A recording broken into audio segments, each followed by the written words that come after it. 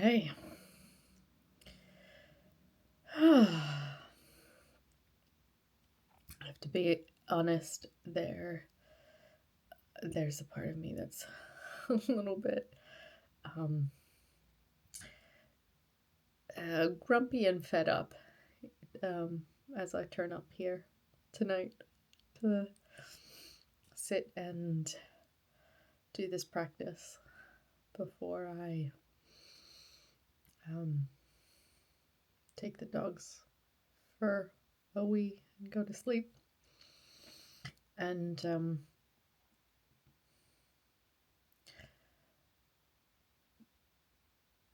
why that is.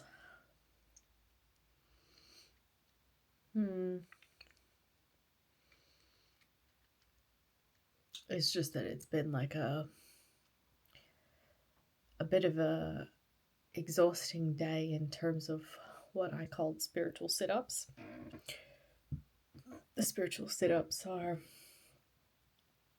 when I'm some days are really easeful in terms of like it doesn't feel like a stretch. It doesn't feel like I have to work hard to stay relaxed and calm and regulated. I'm easefully connected, breathing deep into my body, feeling grounded and blissful and joyful and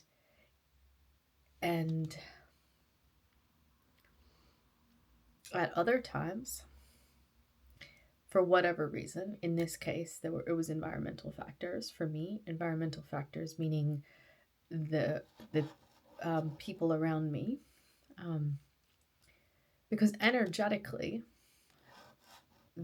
emotional contagion happens.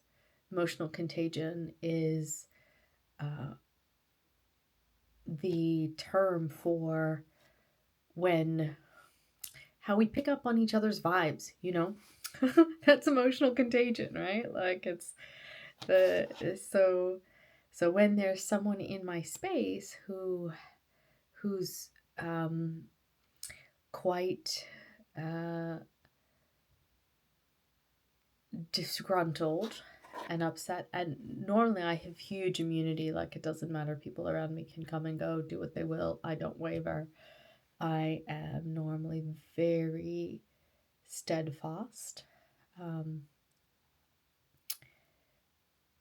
just because I have a deep reference point for home and self.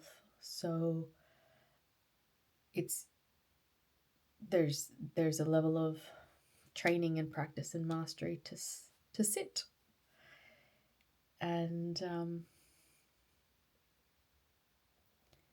I guess I can use this moment. This moment can be an intentional opportunity to appreciate that whilst I feel like I've had a hard workout and I feel physically tired and cognitively tired. There was no point at which I was remotely dysregulated, in spite of the type of circumstances that in the past would have been extremely challenging for me.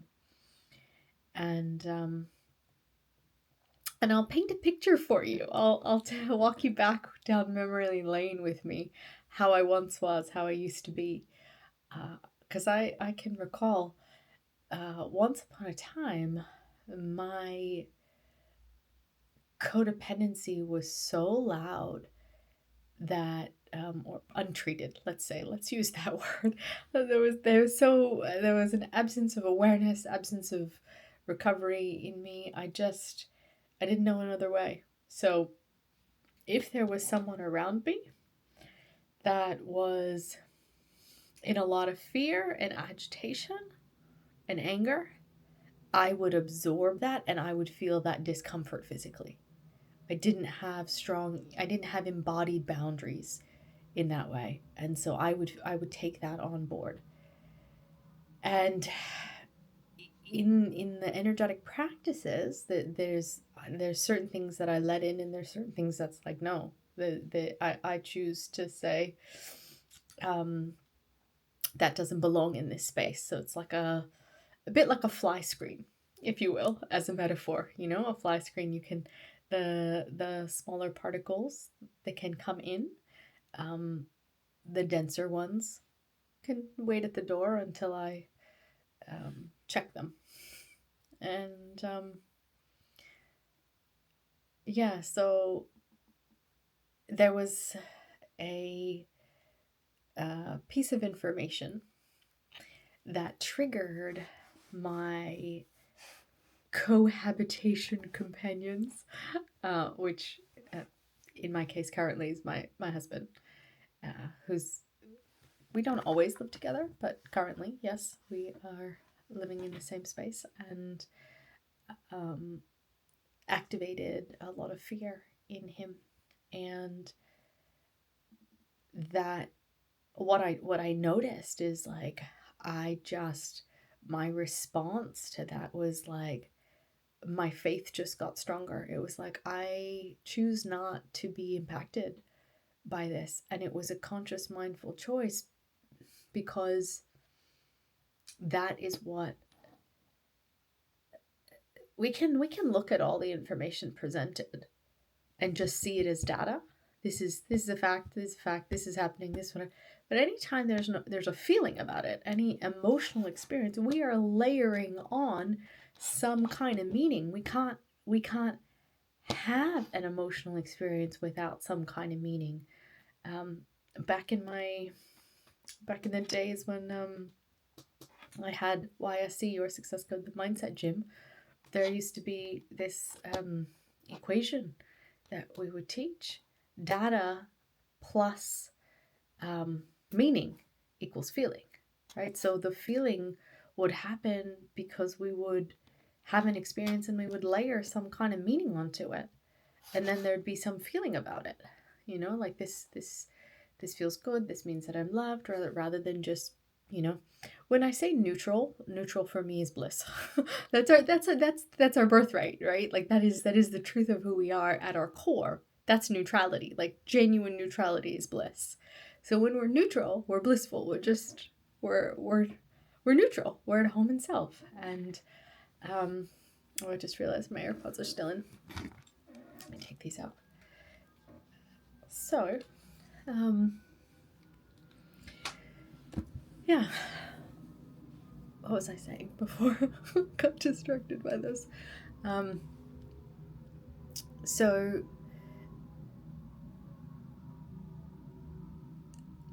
I just chose. I will not let his fear impact my faith. I will not let his fear impact my faith. I understand how things can appear, but it just, to me, it's like life. It's the most epic, epic saga with so many plot twists, it's not even funny. And I'm like, okay, so here's a bit of a plot twist.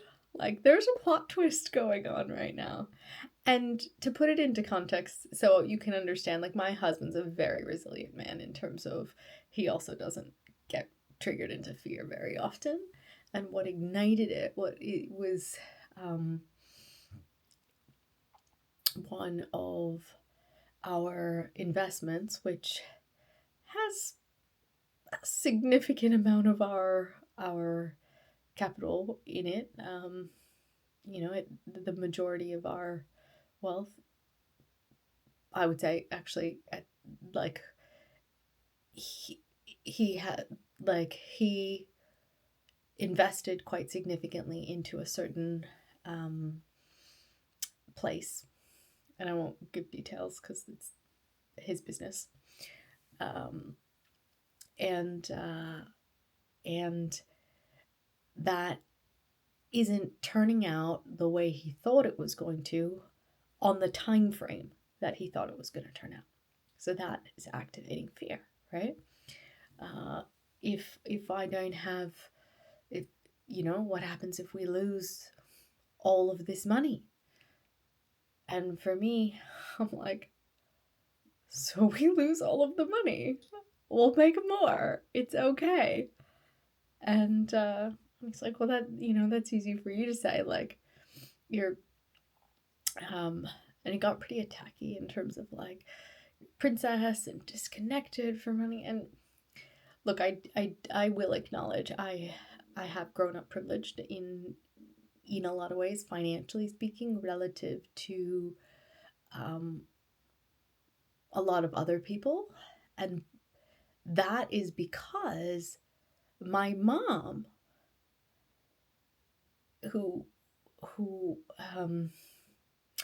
was the primary breadwinner of our family from from the age of 8 upwards for me, she she that woman has rock solid faith in terms of uh, anything I need. I go to God. God is my source, and I ask all from the divine. And her word for the divine is Jesus. We all have a different word. All is well. Um, and so um, I learned that from her, and this recognition of more will come, more will be provided. So that is I guess, inherent, like an adopted belief, a learned belief. Right? All of our beliefs are learned. Everything that we believe, we have learned at some point. That's where it gets really trippy, because everything we think we know is just a belief, which is just something we've learned, which is not actually true. True is emptiness, the unspeakable. But we humans can't function without learning and heuristics, and it's all good, it's all fine. So I have this belief that faith conquers all, faith can move mountains, and I just turn off the volume on my faith when I received that news about that investment. I was like, okay, cool. I will. I pair that alongside of I'll have to take some different actions. I was prioritizing completing some more back end projects rather than like revenue generating activities. And it was like, okay, I'll have to shuffle my priorities. I'll make some adjustments. But there wasn't any emotional reaction in me. And I wonder, so if this is the difference in how the trigger points for my husband and I, or I don't know if it's a masculine and feminine thing, or if it's a him and me thing. I'm not quite sure, because I have a friend who, I remember chatting with her last time we were together, and she was talking about how when she was a kid, when she got asked, what do you want to be when you grow up, she said, rich. That's what she wanted to be when she grew up, rich.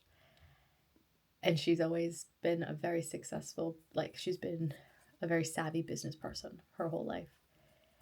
And commerciality, up until now, has not been one of my strong suits. It could change. I'm very open to it changing. In fact, I strongly believe it will change at some point in my life. Sooner, probably, rather than later. But it's just not been something that I've previously focused on. I feel like I've put my attention on, excuse me, more self-mastery, understanding the psyche, understanding the soma, like really clearing out, like cleansing the channel, purifying the channel, psychologically, spiritually, relational intelligence. These are the places where I've really invested a lot of time. I have not invested a lot of time in fiscal intelligence, which is probably the next frontier for me. In any case, would find myself more often impacted by, I still find myself more often impacted by situations with loved ones, right? When someone I love is going through a challenge, or if there's some kind of rupture in a close relationship in my life, that hurts my heart a lot more than something like this, where it's like, oh, we probably lost $1 million. I'm like, okay, we'll make more. Like, I bet he is much more impacted by finances than I am. And yeah, so full respect for all of our triggers and buttons, and simultaneously full understanding that life is our own journey to looking at the things that can have us waver from our home and self center point, and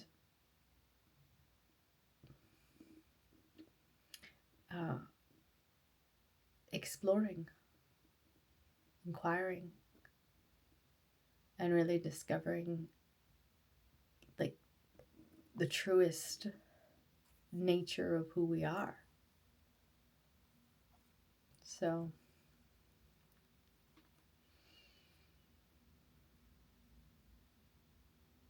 yeah,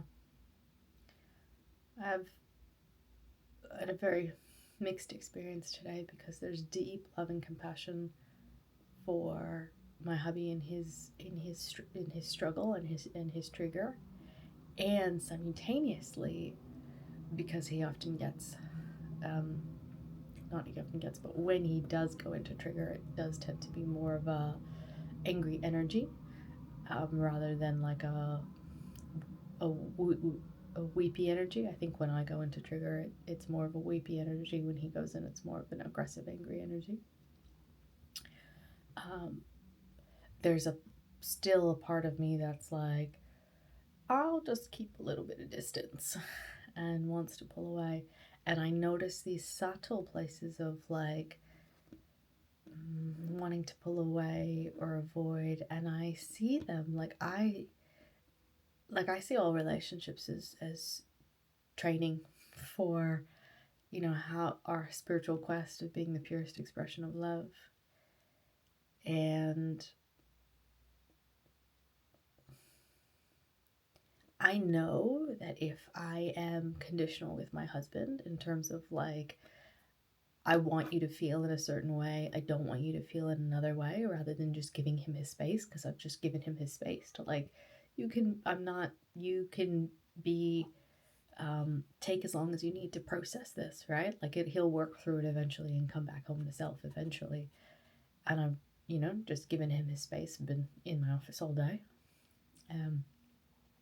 And but normally we're quite close and connected, and the energetic of the house is different, when one's upset. So feeling that energetic, I'm like, okay, you can work through it. And if I wasn't to do that, if I was to listen to the parts of me that are like, oh, I don't want to deal with this, I don't want to, put up with this, it's hard work, like those parts, it's like the same ones that whinge at the gym. I don't really want more rep, like I don't, like, I'm tired, I use the same type of like, I don't want to effort in this way. I wouldn't be building physical strength if I didn't push through that chit chat at the gym, and I wouldn't be building any kind of spiritual strength if I didn't disregard that chit chat here, because I know what I'm here for. I know what I'm training for, and yeah, I know that when the baby comes along, if and when that happens, then if I don't already have a practice of, you're allowed to feel how you feel about anything, and you're allowed to express your trigger in any way, and it's fine. And for me to use that as an opportunity to just drop deeper into self, to either amplify my faith or, sink deeper into meditation, whatever it is, and just be more solid in self, then I'm not going to be serving them to my highest capability, which is what I genuinely desire. I genuinely desire to have an environment to raise a child in an environment where they are wholeheartedly loved and accepted. Wholeheartedly loved and accepted in every expression. And it doesn't have to be something I understand or agree with. It can make no sense to me. I don't have to understand why they're upset about something. I don't have to agree with it. I just have to respect their reality. That's fine. This is true for you. So, okay. And so that's what I've been absorbed with today, is that practice. And life is our ever-present teacher, always sending us the perfect scenarios, always sending us the perfect scenarios. For us to learn and grow.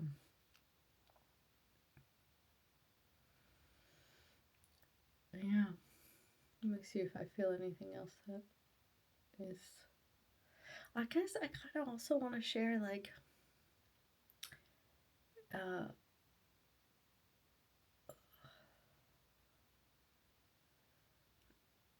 can't find the words for it. The words are not there. Just the feeling, just the sentiment, just this. There's just it's like just a deep love and a deep bow for how, for the cycles, there's such reverence in this moment for how the death gives rise to the rebirth.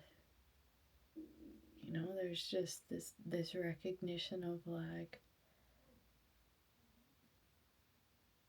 for me to actually commit to this practice, which I had an intention of doing before, like doing regular videos and whatever else, but the intention wasn't strong enough without the loss of those loved ones in my life. And without that experience, without, like, the presence and the absence and the way that impacted me and changed me, I wouldn't be turning up to speak to you right now. I would find some excuse about how something else is more important.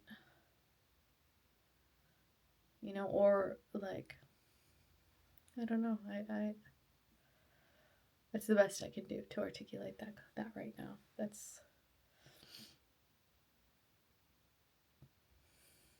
it's deeply in my heart, this, like, deep gratitude. It's like, if I had to describe it, it's like I'm bowing to the suffering. I say that with a smile because it's like, who writes this stuff?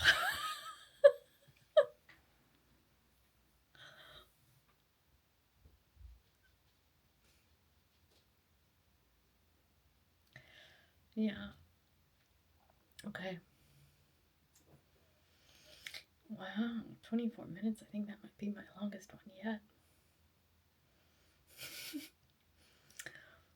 Well, here's taking up more space. Here's to taking up more space. If you are watching this and that is something that you struggle with, I am going to be releasing a challenge coming up about the practice of being more vocal, visible, and vulnerable. So comment, or I will put that in the description at some point when that happens. Perhaps. Yeah. Thank you for watching.